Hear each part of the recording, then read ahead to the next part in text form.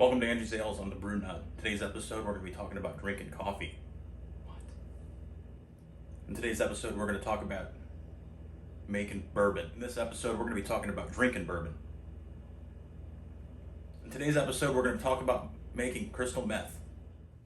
What the fuck is this channel even about?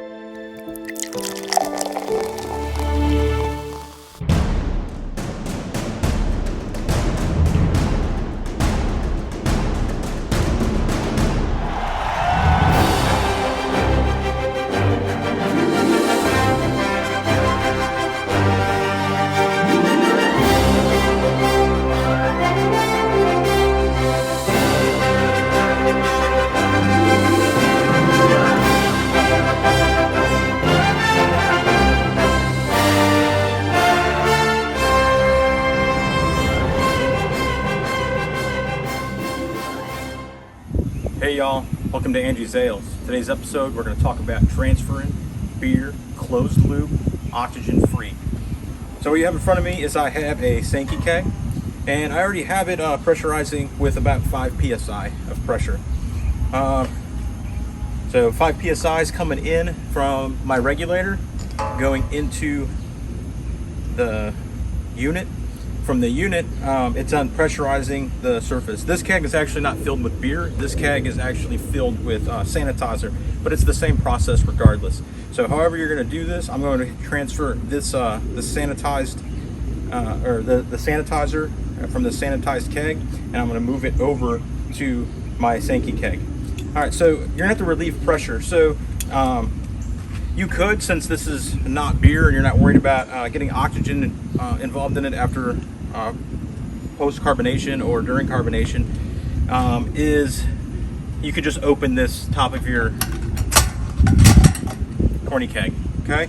So you could do that, but what I would prefer to do is, if I was going to be transferring beer, I would purge this with CO2 prior to. So I would hook up my gas port with the CO2 line and go ahead and fill this up and then relieve the pressure. Fill it up, relieve the pressure. Fill it up and relieve the pressure. The cool thing about CO2 is opposed to regular air is heavier. So it's going to fall down to the bottom as you're purging that, and you're going to eventually push all of that air out. So that is how I would do it. And then when I go to transfer, I would just put this cap on. And this is not connected to anything, so then the air can then vent out. Or the CO2 could vent out, and you're not introducing any air. And if there was any air that went in, it would be on top of the CO2 blanket, not affecting your beer. Now, there's different thoughts, processes on this. And if you're super concerned with just leaving this open to the air, and you don't really trust the weight of different gases, then you could use a spunding valve. You would just set your pressure higher than the pressure that you're using to push into this keg, and then you would then not allow any oxygen or natural air to enter into the keg. Not a concern for me, but it may be a concern for you, so use your spunding valve for this process if that's the way you feel. So go ahead and pop this on here. Now I'm going to go ahead and open up my valve on my racking cane. In this situation, I could also take a sample of the beer and kind of see, where we're at with gravity by opening my sample port.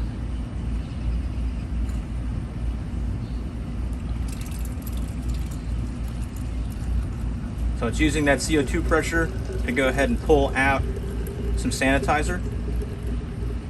And since I am brewing today, I'm just going to go ahead and fill this up. This is going to be for my blow off tube. So I'm just going to go ahead and fill this up. But you could just take a small sample, so you could take a gravity reading and see what the gravity is of your fermenting beer with the CO2 hooked up.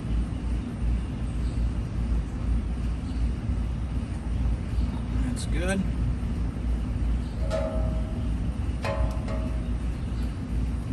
Now to begin the transfer of your beer, all you're going to do is go to this side, and you're going to go ahead and open this valve until you see a flow. Now you're going to want to do this very slow so you don't get a lot of foaming.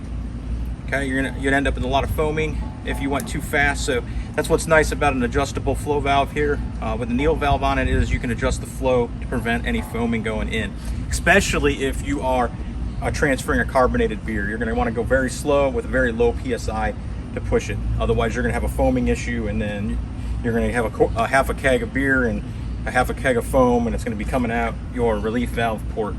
So that's basically it for transferring from one keg to another.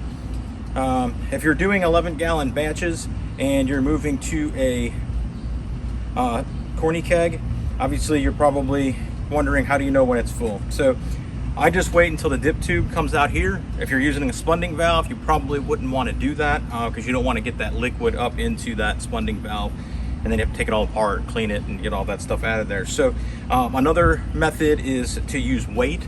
I've never done that, but you could weigh the full keg and see how much it weighs, and then go from there. Roughly, I've read anywhere that's like from like 45 to 50 pounds for about 5 gallons of beer that fits into the Corney keg. So that's pressure transfer, oxygen free, not introducing any oxygen into our beer before we serve it. So that wraps it up for this episode. If you like it, go ahead and like the video below or subscribe to our channel. Thanks for coming by Angie's Ales. I'm the Beer Nut, and I'm out. Keep brewing that shit.